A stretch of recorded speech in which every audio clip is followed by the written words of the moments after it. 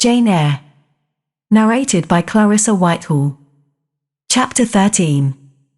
Mr. Rochester, it seems, by the surgeon's orders, went to bed early that night, nor did he rise soon next morning. When he did come down, it was to attend to business. His agent and some of his tenants were arrived, and waiting to speak with him. Adele and I had now to vacate the library. It would be in daily requisition as a reception room for callers. A fire was lit in an apartment upstairs, and there I carried our books, and arranged it for the future schoolroom. I discerned in the course of the morning that Thornfield Hall was a changed place, no longer silent as a church. It echoed every hour or two to a knock at the door, or a clang of the bell. Steps, too, often traversed the hall, and new voices spoke in different keys below. A rill from the outer world was flowing through it. It had a master. For my part, I liked it better. Adele was not easy to teach that day. She could not apply. She kept running to the door and looking over the banisters to see if she could get a glimpse of Mr. Rochester. Then she coined pretexts to go downstairs, in order, as I shrewdly suspected, to visit the library, where I knew she was not wanted. Then, when I got a little angry, and made her sit still, she continued to talk incessantly of her Amy, Monsieur Edouard Fairfax de Rochester, as she dubbed him. I had not before heard his prenomens, and to conjecture what presents he had brought her, for it appears he had intimated the night before, that when his luggage came from Millcote, there would be found amongst it a little box in whose contents she had an interest. Et cela doit signifier, said she, tu Illinois y aura la de dar un cadeau pour moi, et peut-être pour vous aussi, mademoiselle.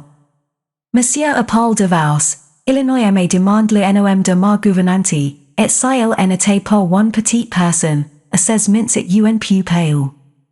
J'ai dit tu oi, car c'est vrai, n'est-ce pas, mademoiselle.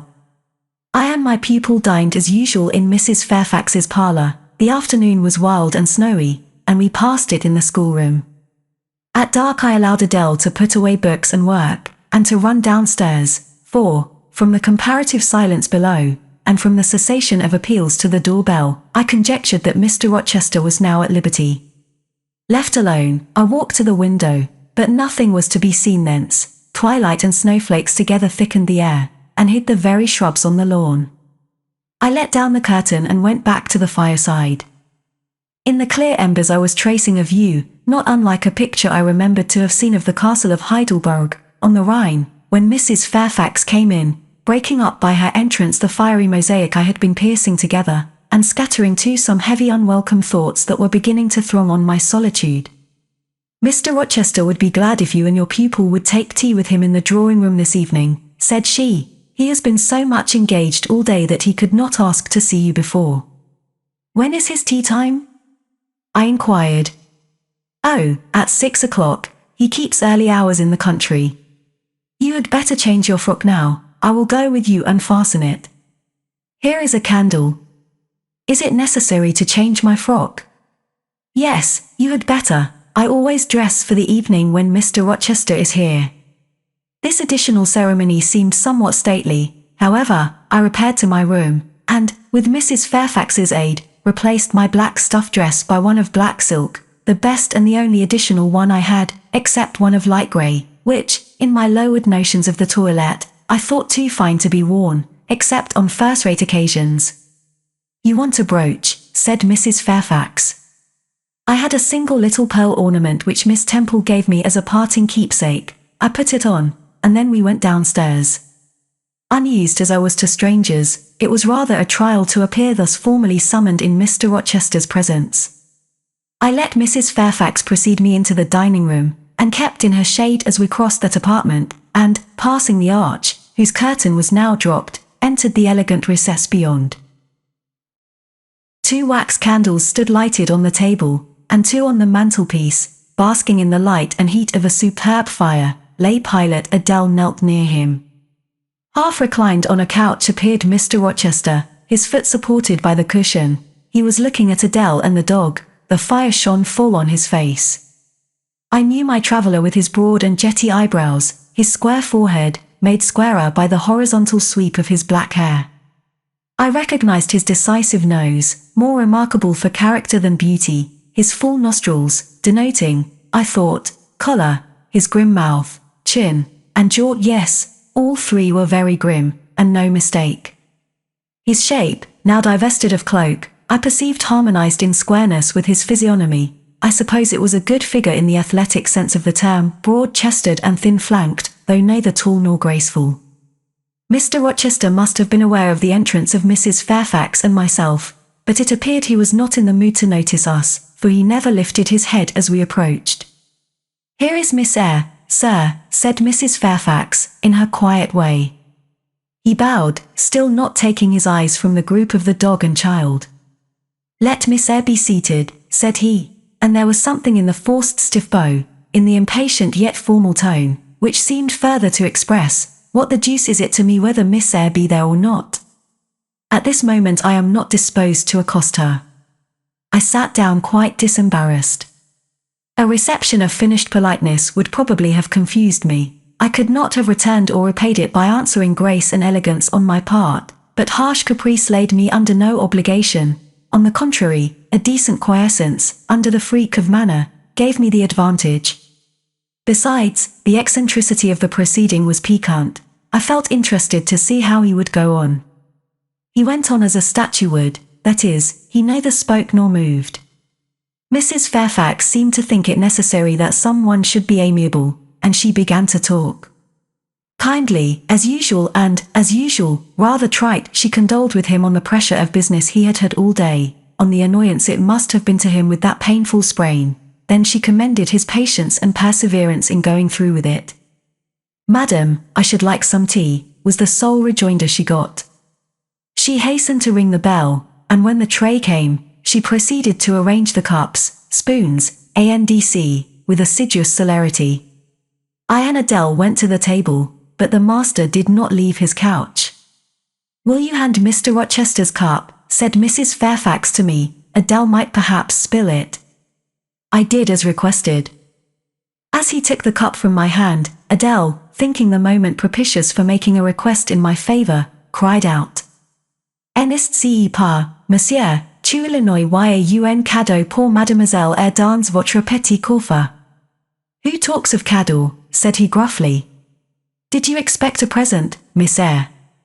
Are you fond of presents?" And he searched my face with eyes that I saw were dark, irate, and piercing. "I hardly know, sir, I have little experience of them. They are generally thought pleasant things." "Generally thought? But what do you think?" "I should be obliged to take time, sir, before I could give you an answer worthy of your acceptance. A present has many faces to it, has it not? And one should consider all, before pronouncing an opinion as to its nature. Miss Eyre, you are not so unsophisticated as Adele. She demands a cadeau, clamorously, the moment she sees me. You beat about the bush. Because I have less confidence in my deserts than Adele has, she can prefer the claim of old acquaintance, and the right too of custom, for she says you have always been in the habit of giving her playthings. But if I had to make out a case I should be puzzled, since I am a stranger, and have done nothing to entitle me to an acknowledgement. Oh, don't fall back on over-modesty. I have examined Adele, and find you have taken great pains with her. She is not bright, she has no talents, yet in a short time she has made much improvement. Sir, you have now given me my cadeau, I am obliged to you. It is the meed teachers most covet, praise of their pupils' progress. Humph, said Mr. Rochester, and he took his tea in silence. Come to the fire, said the master, when the tray was taken away, and Mrs. Fairfax had settled into a corner with her knitting, while Adele was leading me by the hand round the room, showing me the beautiful books and ornaments on the consoles and chiffoniers. We obeyed, as in duty bound. Adele wanted to take a seat on my knee, but she was ordered to amuse herself with Pilot. You have been resident in my house 3 months. Yes, sir. And you came from? From Lowood School, in Shire. Ah, a charitable concern. How long were you there? 8 years. 8 years. You must be tenacious of life. I thought half the time in such a place would have done up any constitution. No wonder you have rather the look of another world. I marvelled where you had got that sort of face. When you came on me in Hay Lane last night, I thought unaccountably of fairy tales, and had half a mind to demand whether you had bewitched my horse. I am not sure yet. Who are your parents? I have none. Nor ever had, I suppose. Do you remember them? No. I thought not. And so you were waiting for your people when you sat on that stile. For whom, sir? For the men in green. It was a proper moonlight evening for them. Did I break through one of your rings, that you spread that damned ice on the causeway? I shook my head. The men in green all forsook England 100 years ago, said I, speaking as seriously as he had done. And not even in Hay Lane, or the fields about it, could you find a trace of them. I don't think either summer or harvest, or winter moon, will ever shine on their revels more. Mrs. Fairfax had dropped her knitting, and, with raised eyebrows, seemed wondering what sort of talk this was. Well, resumed Mr. Rochester, if you disown parents, you must have some sort of kinsfolk, uncles and aunts. No, none that I ever saw. And your home? I have none. Where do your brothers and sisters live? I have no brothers or sisters. Who recommended you to come here? I advertised, and Mrs. Fairfax answered my advertisement. Yes, said the good lady, who now knew what ground we were upon, and I am daily thankful for the choice Providence led me to make. Miss Eyre has been an invaluable companion to me, and a kind and careful teacher to Adele. Don't trouble yourself to give her a character, returned Mr. Rochester. Eulogiums will not bias me, I shall judge for myself. She began by felling my horse. Sir, said Mrs. Fairfax, I have to thank her for this sprain. The widow looked bewildered. Miss Eyre, have you ever lived in a town? No, sir. Have you seen much society? None but the pupils and teachers of Lowood, and now the inmates of Thornfield. Have you read much? Only such books as came in my way, and they have not been numerous or very learned. You have lived the life of a nun, no doubt you are well drilled in religious forms. Brocklehurst, who I understand directs Lowood, is a parson, is he not? Yes, sir. And you girls probably worshipped him, as a convent full of religieuses would worship their director. Oh, no. You are very cool. No. What? A novice not worship her priest? That sounds blasphemous. I disliked Mr. Brocklehurst, and I was not alone in the feeling. He is a harsh man, at once pompous and meddling. He cut off our hair, and for economy's sake bought us bad needles and thread, with which we could hardly sew. That was very false economy, remarked Mrs. Fairfax, who now again caught the drift of the dialogue. And was that the head and front of his offending? Demanded Mr. Rochester. He starved us when he had the sole superintendence of the provision department, before the committee was appointed, and he bored us with long lectures once a week, and with evening readings from books of his own inditing, about sudden deaths and judgments, which made us afraid to go to bed. What age were you when you went to Lowood? About 10. And you stayed there 8 years. You are now, then, 18. I assented. Arithmetic, you see, is useful. Without its aid, I should hardly have been able to guess your age. It is a point difficult to fix whether features and countenance are so much at variance as in your case. And now what did you learn at Lowood? Can you play? A little. Of course, that is the established answer. Go into the library, I mean, if you please. Excuse my tone of command, I am used to say, do this, and it is done. I cannot alter my customary habits for one new inmate. Go, then, into the library, take a candle with you, leave the door open, sit down to the piano, and play a tune. I departed, obeying his directions. Enough, he called out in a few minutes. You play a little, I see, like any other English schoolgirl, perhaps rather better than some, but not well. I closed the piano and returned. Mr. Rochester continued. Adele showed me some sketches this morning, which she said were yours. I don't know whether they were entirely of your doing, probably a master aided you. No, indeed. I interjected. Ah, that prick's pride. Well, fetch me your portfolio, if you can vouch for its contents being original, but don't pass your word unless you are certain. I can recognize patchwork. Then I will say nothing, and you shall judge for yourself, sir. I brought the portfolio from the library. Approach the table, said he, and I wheeled it to his couch. Adele and Mrs. Fairfax drew near to see the pictures. No crowding, said Mr. Rochester. Take the drawings from my hand as I finish with them, but don't push your faces up to mine. He deliberately scrutinized each sketch and painting. 3 he laid aside, the others, when he had examined them, he swept from him. Take them off to the other table, Mrs. Fairfax, said he, and look at them with Adele. You, glancing at me, resume your seat, and answer my questions. I perceive those pictures were done by one hand. Was that hand yours? Yes. And when did you find time to do them? They have taken much time, and some thought. I did them in the last 2 vacations I spent at Lowood, when I had no other occupation. Where did you get your copies? Out of my head. That head I see now on your shoulders? Yes, sir. Has it other furniture of the same kind within? I should think it may have. I should hope better. He spread the pictures before him, and again surveyed them alternately. While he is so occupied, I will tell you, reader, what they are, and first, I must premise that they are nothing wonderful.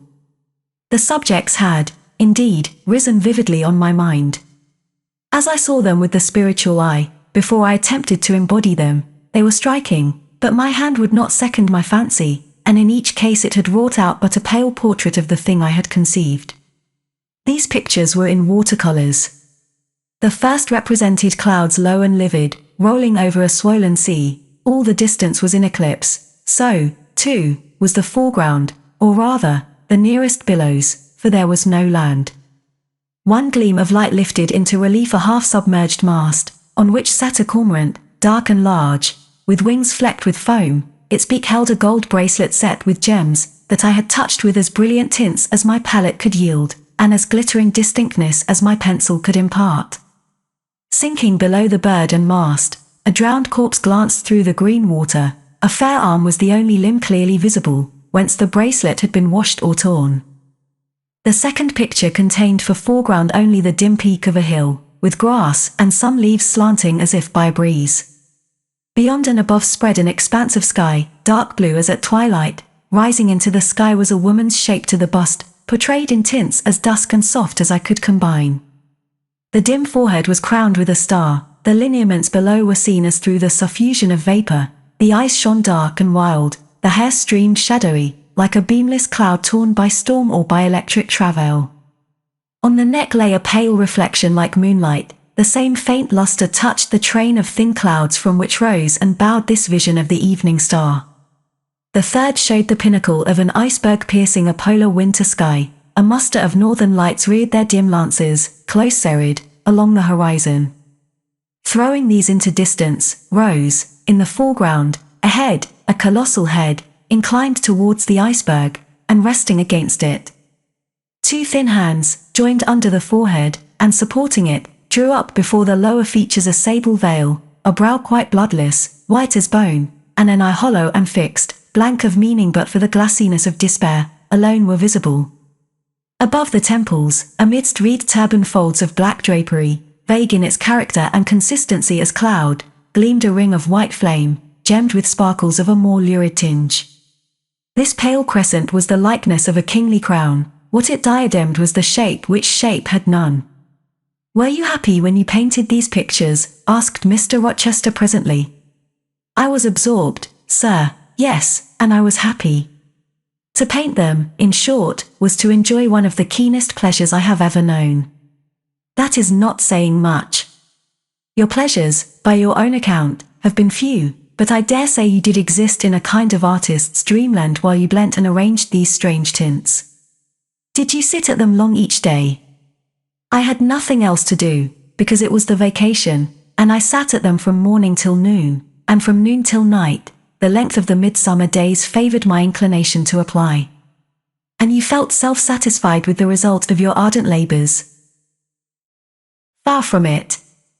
I was tormented by the contrast between my idea and my handiwork. In each case I had imagined something which I was quite powerless to realize. Not quite. You have secured the shadow of your thought, but no more, probably. You had not enough of the artist's skill and science to give it full being, yet the drawings are, for a schoolgirl, peculiar. As to the thoughts, they are elfish. These eyes in the evening star you must have seen in a dream. How could you make them look so clear, and yet not at all brilliant? For the planet above quells their rays. And what meaning is that in their solemn depth? And who taught you to paint wind? There is a high gale in that sky, and on this hilltop. Where did you see Latmos? For that is Latmos. There. Put the drawings away.